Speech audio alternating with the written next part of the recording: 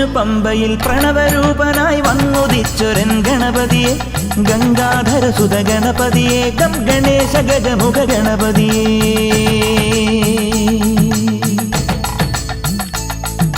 പൊന്നു പമ്പയിൽ പ്രണവരൂപനായി വന്നുദിച്ചൊരൻ ഗണപതിയെ ഗംഗാധര സുത ഗണപതിയെ ഗം ഗണേശ ഗജമുഖ ഗണപതിയെ പമ്പാ ഗണപതി പാരിന് ഗുണനിധി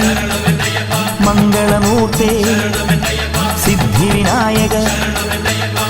ഇരുമുടിയോടെ ഞാൻ മല കയറുമ്പോൾ തുണയരുള